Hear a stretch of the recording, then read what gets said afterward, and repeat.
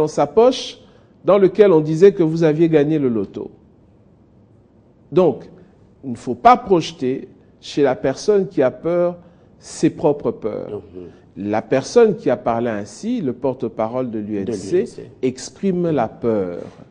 Moi, je me rappelle très bien, lors de la comédiation Kufuor-Moka, nous avions le seul homme politique de ce pays que nous avions félicité, c'est M. Vital Kamerhe. Et pourquoi? Mais M. Vital Kamerhe avait proposé un plan de sortie de la crise à l'est du pays.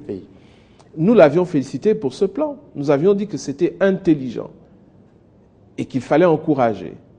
Donc, je serais fort surpris, mais alors là, vraiment fort surpris, si aujourd'hui, nous allions vers M. Vital Kamerhe pour lui proposer une comédiation pour le dialogue et qu'il viendrait nous dire non, c'est-à-dire une fin de non-recevoir. Je ne le pense pas. Vous, comme moi, vous le savez, M. Vital Kamerhe est un homme très intelligent. Et je pense que ce qu'il exprime, ce sont des peurs.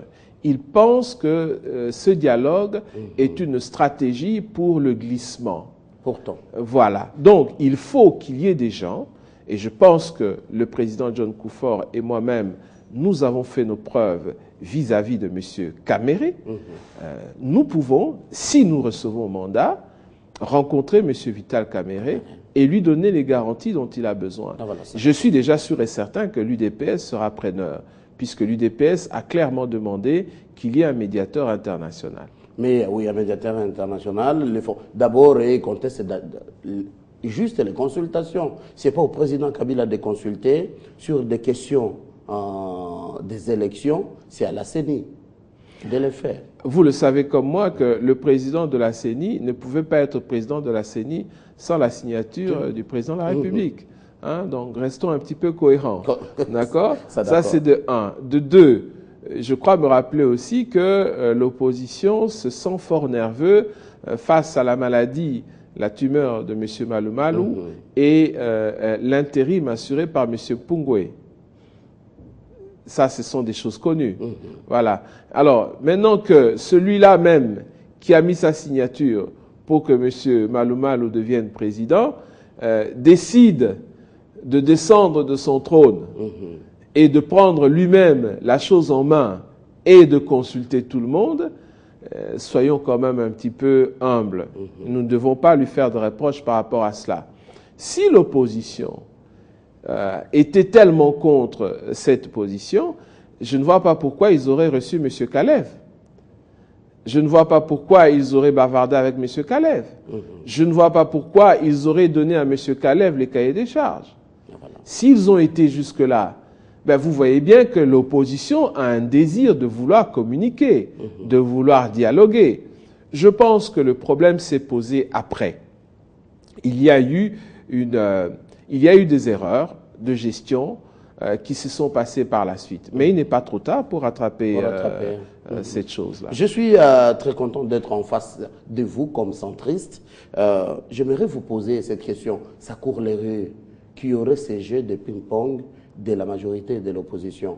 C'est l'opposition qui demande le dialogue, le gouvernement présente le dialogue, refus total. C'est l'opposition qui demande le calendrier électoral global, dès qu'on le présente, c'est le non total. Alors, on veut vite que le président parte, qu'il y ait élection présidentielle et des députés, la majorité est contre. Vous voulez aussi que ça commence par les municipales et autres, les autres disent, vous cherchez à tirer des choses en longueur. Comme centriste, j'aimerais attendre de vous, est-ce qu'il n'y a pas cette complicité, majorité, opposition, et qui en profite dans cette situation? On a un Sénat qui a déjà dépassé les mandats, les gouverneurs, les députés provinciaux, ils sont à l'aise que cela puisse continuer. Votre point de vue? Vous voyez que vous, comme toutes les personnes intelligentes de ce pays, ont compris cela. Vous exprimez ce que tous les hommes intelligents de ce pays ont compris.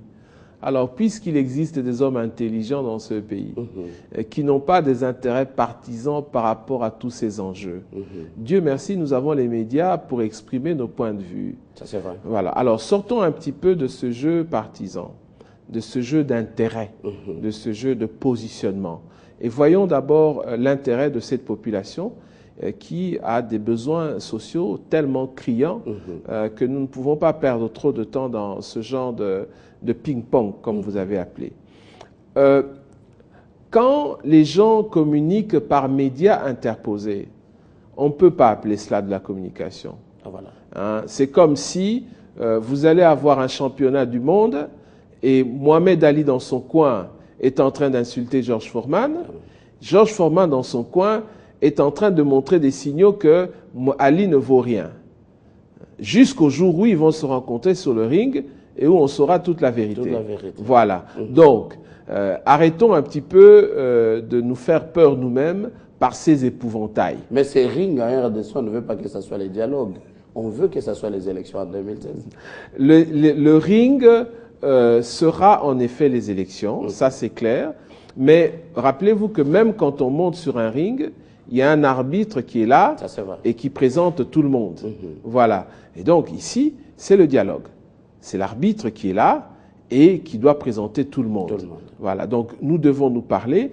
Je me rappelle même que lors du combat Ali Foreman, il y avait une interview avant où on avait permis aux deux challengers de s'exprimer.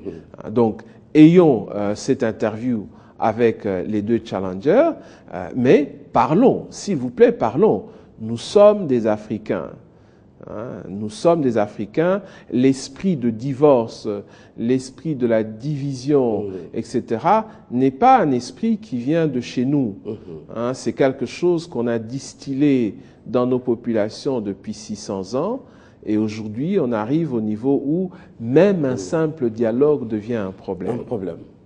Qu'adviendra-t-il si chaque composante campait dans sa position? Parce qu'il y a ces problèmes, quand on a tout suivi les secrétaires de la majorité présidentielle, nous parlons du président Aubin Minakou, président de l'Assemblée nationale, pour sa composante, c'est les élections telles que stipulées par le calendrier de la CENI, c'est que l'opposition rejette. Est-ce que la majorité est prête aussi pour céder un peu, s'aligner un peu du côté de l'opposition? C'est justement ça tout le rôle de la médiation. C'est quand vous avez deux camps qui semblent être en contradiction. La médiation sert à rapprocher les points de vue. Rappelez-vous dans notre histoire, vraiment, je vous demande humblement, jetez un petit coup d'œil dans notre histoire. Nous avons eu des situations 100 fois plus pires que celles que nous avons actuellement. Donc, quand vous regardez en perspective par rapport à l'histoire de la RDC, le problème que nous avons actuellement est un petit problème que nous pouvons résoudre de manière technique. Demandons une comédiation, invitons le président John Kufuor, et ayons un Congolais médiateur à côté de lui, peu importe qui c'est, eh ben, vous allez voir, le problème qui se pose actuellement ne va plus se poser, tout le monde va se mettre autour de la table et les problèmes qui sont soulevés à gauche et à droite va se régler. Je reste vraiment, je reste très positif par rapport à ça. Revenons, Dr Jean-Paul Moka, ce n'est qu'un début. À chaque sujet d'actualité, vous serez des nôtres pour en décrypter comme centriste, comme sage, comme Congolais. Vous êtes autorité morale du Mouvement Bleu, cette plateforme qui regroupe 15 partis politiques, vous avez dit, ni de l'opposition, ni de la majorité. Nous vous souhaitons bonne chance. Merci beaucoup. Surtout, merci d'avoir répondu à notre invitation et à nos questions. Vous étiez des milliers en train de suivre cette émission. Très bonne continuation sur votre chaîne.